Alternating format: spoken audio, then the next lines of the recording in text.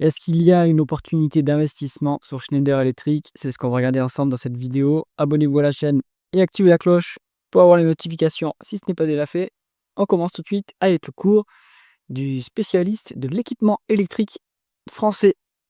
Alors, le cours a fortement monté depuis 10 ans. On était allé au plus bas, on était à 35 €. Maintenant, on a 214 €. Donc, c'est excellent, hein. 7 x 7, allez, entre x6 et x7.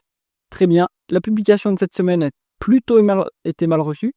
Je pense que c'est surtout, ça vient du fait que l'entreprise est quand même un peu chèrement valorisée. Donc là, ça se dégonfle un petit peu. Je n'ai pas suivi la publication en détail. On va voir ce que ça donne au niveau des chiffres sur l'agrégateur, sur Coifin. Hop.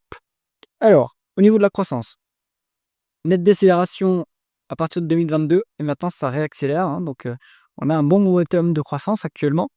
Médiane de croissance du chiffre d'affaires de 4,6%. Actuellement, c'est à 7,9%. Donc, on est bien au-dessus de la moyenne, de la médiane. Je pense qu'on est sur un nouveau profil de croissance maintenant sur Schneider, hein, puisqu'il y a maintenant l'intelligence artificielle, l'énorme dépense en capital pour les data centers, et évidemment, le groupe en profite. 42 milliards d'acquisitions, 43 milliards d'acquisitions sur 10 ans. Donc, c'est aussi une entreprise qui fait de la fusion-acquisition maintenant. La dernière plus grosse a eu lieu entre... Alors, on va dire que c'est sur 2022 qu'on a eu 2021-2022 qu'on a eu une grosse acquisition.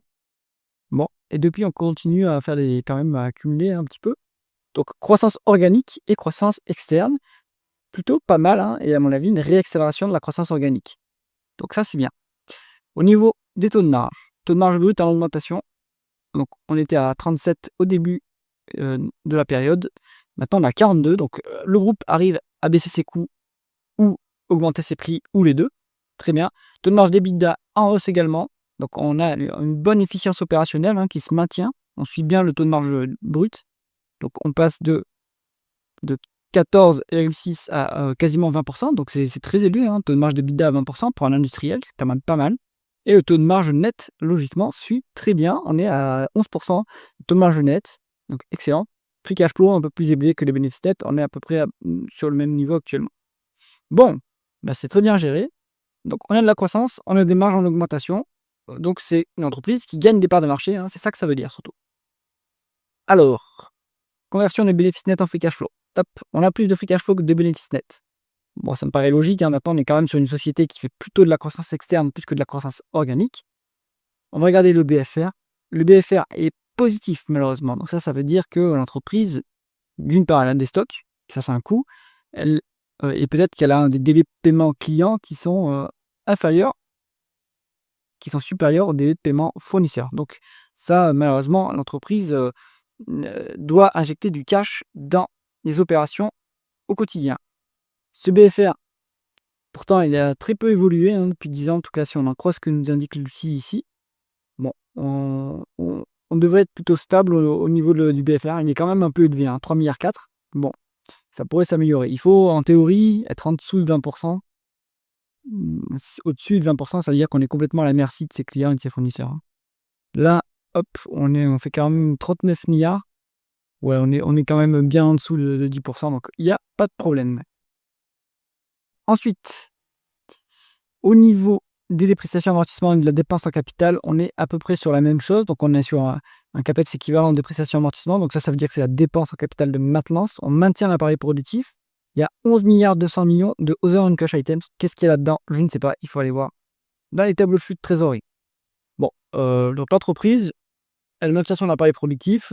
Peut-être qu'elle va se remettre à faire de la dépense à capital plus élevée, hein. Je pense que ça va réaccélérer, hein, cette dépense en capital, vu qu'il y a la croissance organique dans les années à venir. Donc, ça devrait un peu augmenter les capex, mais c'est pas un souci, vu qu'il y a la croissance.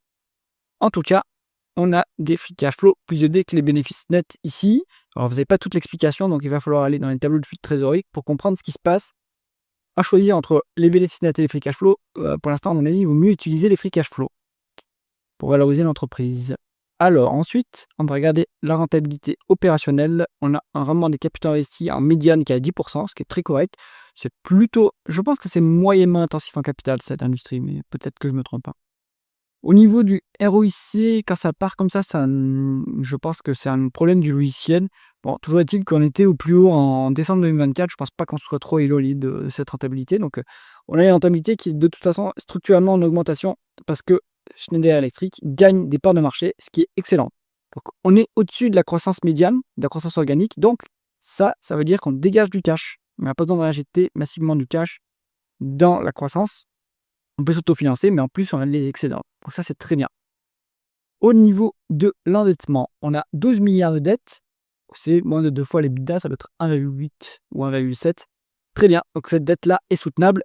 Elle monte quand on fait des acquisitions. Comme le groupe fait plutôt assez régulièrement des acquisitions, cette dette, elle monte structurellement. Pour l'instant, c'est pas un niveau qui est dangereux. Donc tout est sous contrôle. C'est un peu moins de 3 fois les free cash flow. Donc très bien. Au niveau du dividende, alors, on a une augmentation assez régulière du dividende. Donc ça peut intéresser les amateurs de cette stratégie, qui pour moi n'est pas du tout une stratégie qui est très performante, mais pourquoi pas. Donc 2,90 milliards de dividendes de versés. On a 120 milliards de market cap. Bon, on est à peu près à 2% en rendement du dividende, ça c'est pas mal. Il n'y a pas vraiment de rachat d'actions. Donc voilà, votre rendement de l'actionnaire, il a 2% à peu près.